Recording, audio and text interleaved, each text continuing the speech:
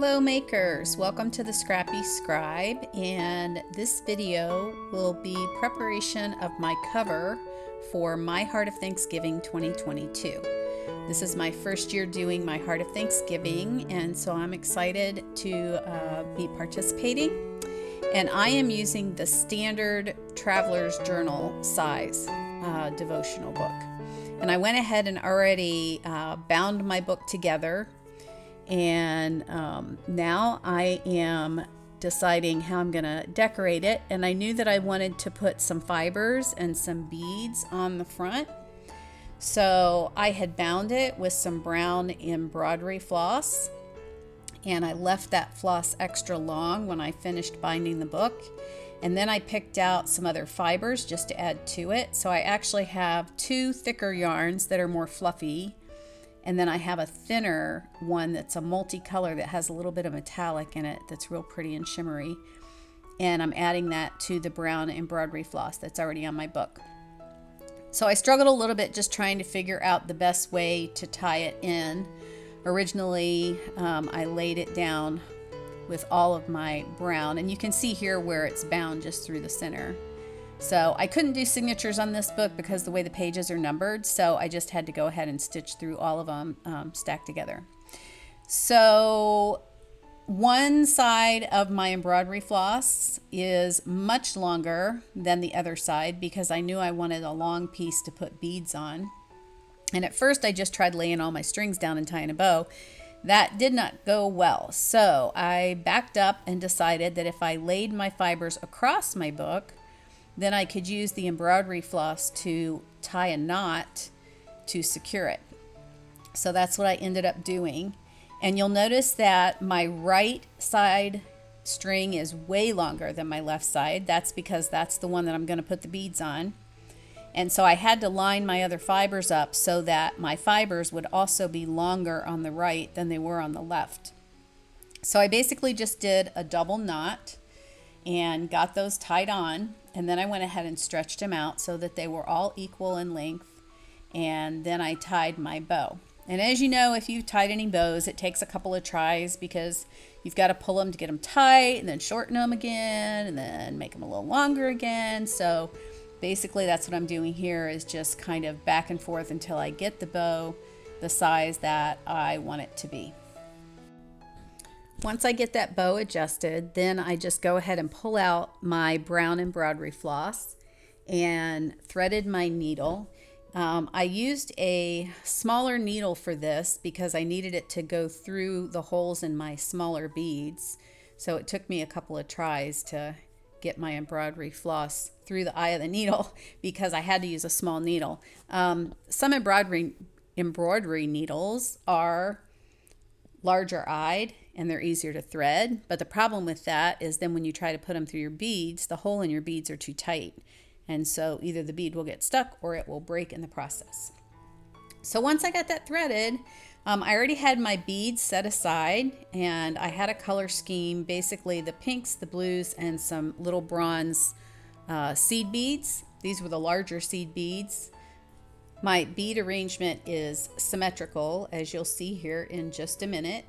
I basically had my pink and blue beads on each end of the heart that's in the middle, and then used the bronze seed beads for my spacer beads. So the little heart in the center has a cross in the middle of it. It's kind of hard to see unless you hold it up to the light, but I thought that was really cool. And so I've moved in closer so that you can see how I tie this off. I didn't want to put a charm or anything on the end, and since I'm using brown floss, it matches my beads there at the end. So I'm just going back through the center of that last bead, and I'm just going to pull that through. And the tricky part is you just want to make sure that you're holding those beads with a little bit of pressure to keep them pointed towards the top where you started so that they don't slide down while you're tying the knot.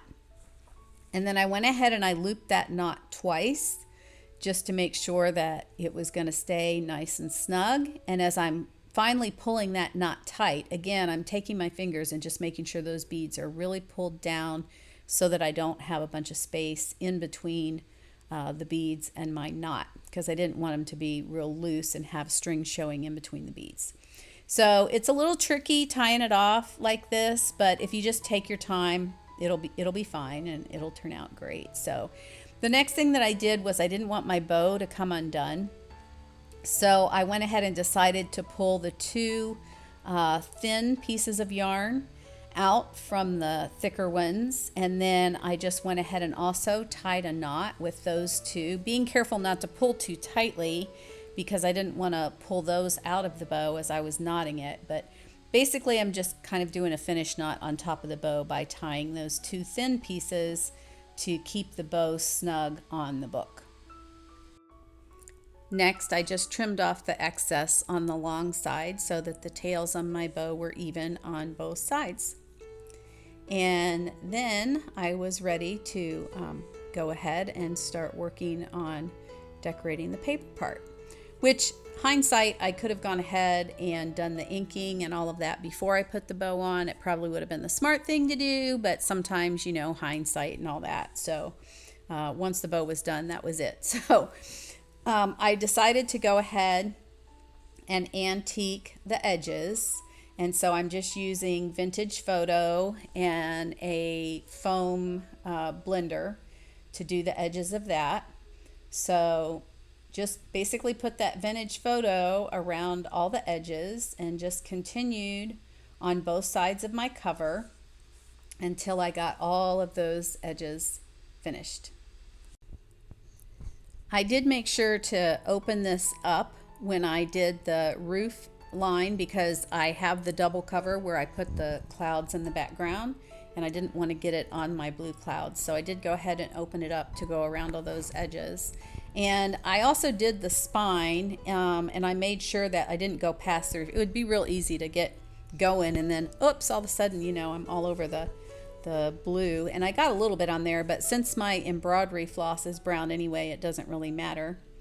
But I decided as I was working on this that I wanted to go ahead and deepen that blue a little bit and do some distressing inking around the edge of the blue and add some to that. So I'm trying to be careful not to get too much brown on there, although right here in those really tight points it's kind of hard, but you just have to take your time and it goes fine. So once I got all of that vintage photo done, I decided I wanted to go ahead and just darken up a couple of spaces just to make the whole thing look a little bit more aged. So I just added a little bit here and there, mostly on top of the cream background color, and was careful not to overdo it because I didn't want to turn a whole lot of that brown. Then I decided that I wanted to make that edge of that torn paper stand out just a little bit more.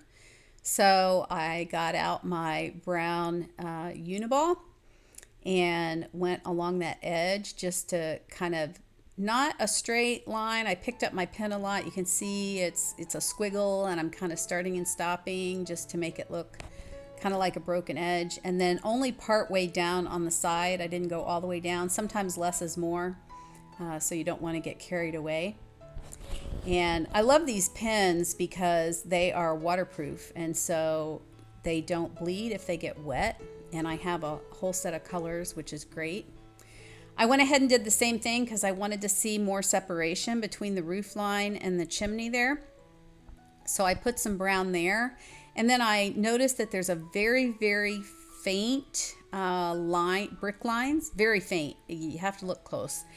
And I wanted those to really stand out a little bit more, just to give it a little bit more detail. So again, this is a very broken line. And then once I do it lightly, I do come back and darken some of it up. But it's always better to put less and then you can put more. But if you put more right at the beginning, you can't take it out. So always remember to just start with a light hand. When I was teaching in school, I told my students, start light. It's always better to start light. So just go gently.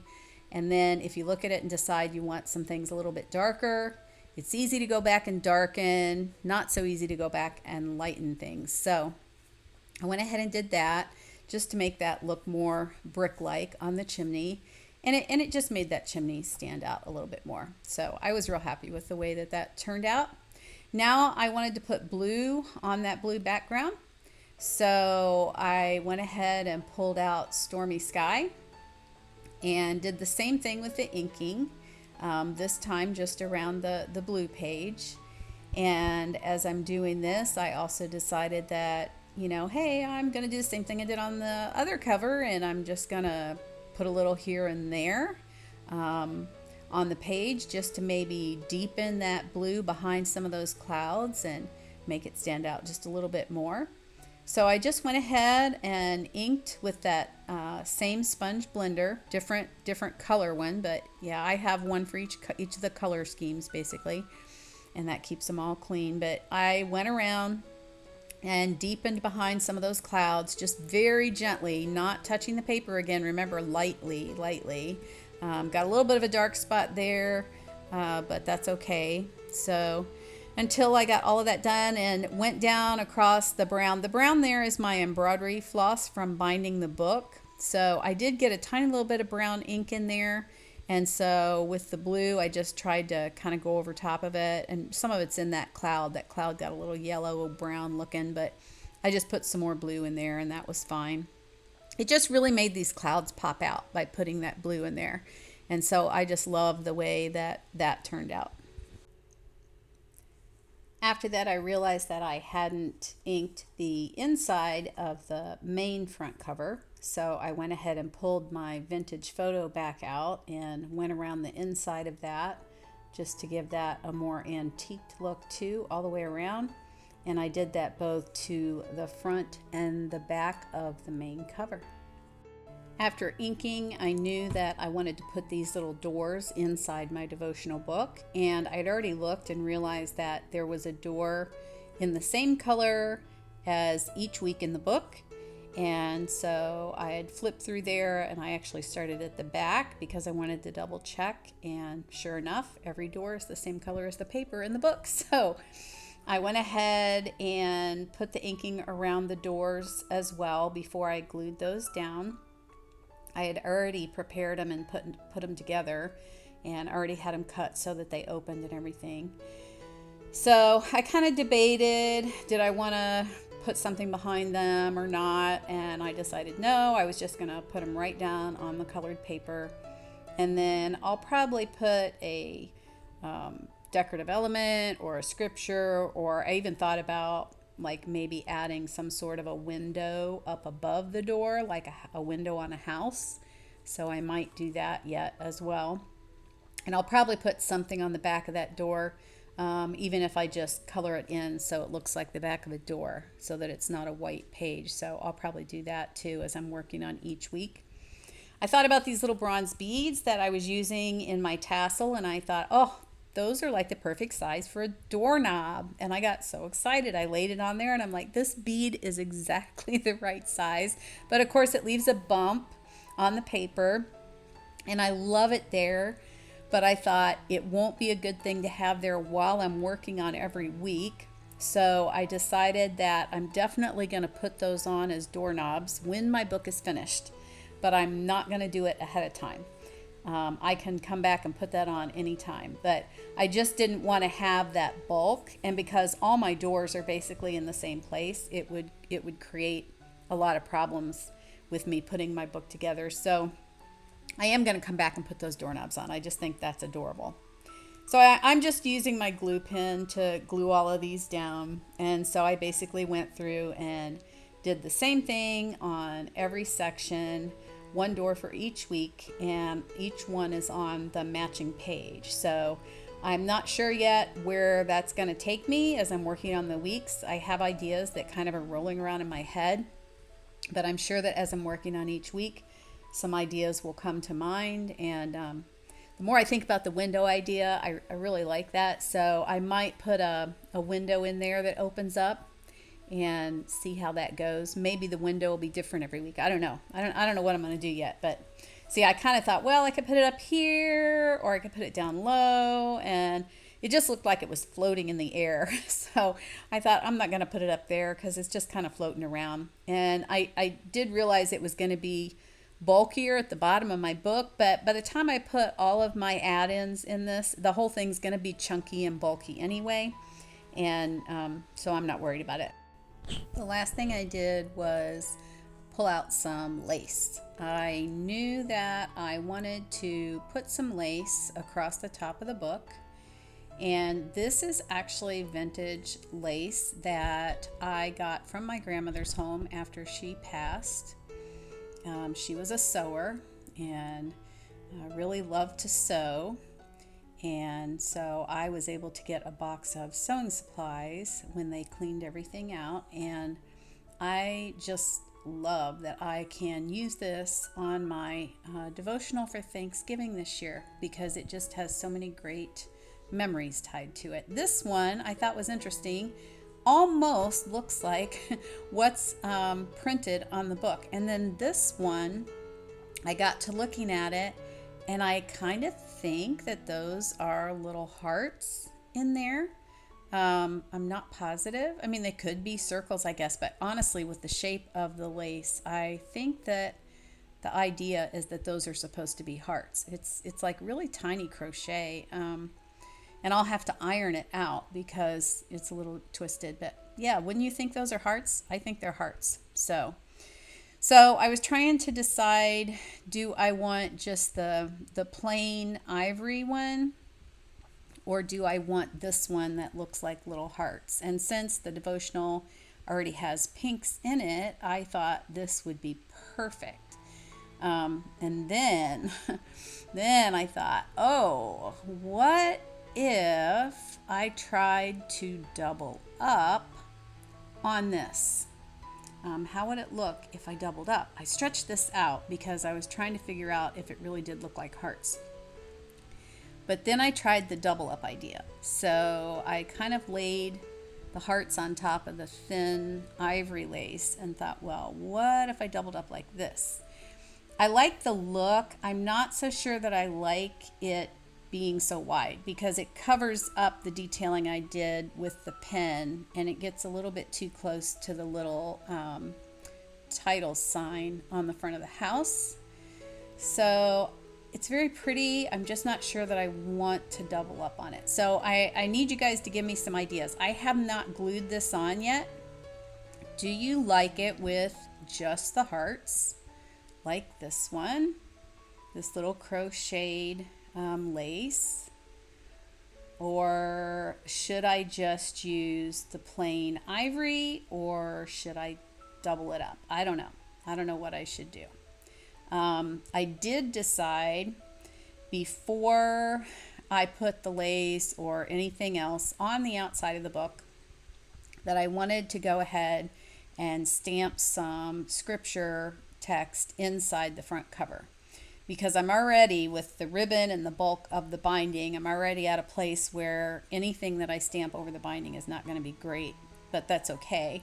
This is some of my text from last month's By the Well for God. And so I was just kind of playing with where I wanted some placement on that. They're just different scripture verses, but I thought just for some background content, and then I'll be doing some things on top of it later. The hard part is going to be right there where that spine is in the middle of the book. That's going to be a little bit tricky, but so I went ahead and decided to go for it, knowing that it was not going to stamp nice and flat, but since I wanted it to have more of that kind of grungy vintage look, I wasn't too overly concerned about it. And I decided to put this long one down closer to the bottom at an angle. And so I was just trying to figure out how to get it on there and get kind of the best result. I ended up putting my hand under the front cover once I got it lined up, knowing that I was risking smearing it, which I thought, well, if I smear it, I smear it. It's not a big deal. But I just wanted to try and get as much of the image on the paper as I could. So I just held it down real tight and then kind of gently got my fingers under that edge just enough to go over close to the spine and put a little pressure on there, hoping that I could get a little bit more ink down on the page, but knowing that it was going to be quite tricky. So as you can see, I do have a little spot there that did not print, but I think it turned out pretty good, so I'm happy with it. That's fine. And then I went ahead and put another scripture up at the top and just kind of stamped that one in.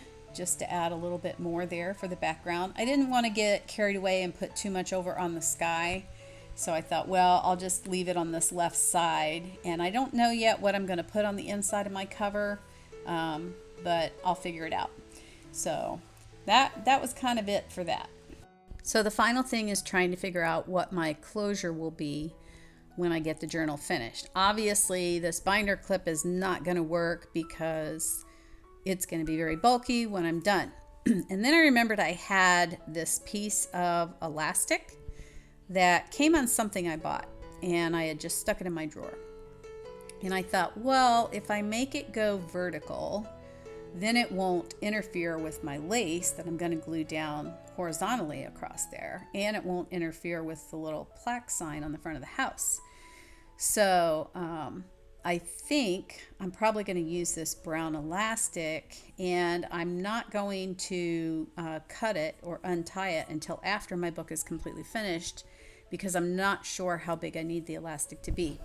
Once the book gets some bulk to it, the size that I need that elastic to be will vary. So I'm just going to set it aside for now, and then when my book is finished, I can determine that. And I may change my mind between now and then. So just kind of looking to see what this lace would look like underneath of it. I'm still undecided, of course, on whether I want to put one piece or two pieces or what I want to do. And then I thought, well, maybe if I move it up a little bit higher, I could still double it up. So I need you guys to really help me out. Leave a comment. Let me know which one of those laces I should put on the book. Oh, and the other thing, I finished my little accordion fold. I printed mine just a little bit larger, I think, than the original.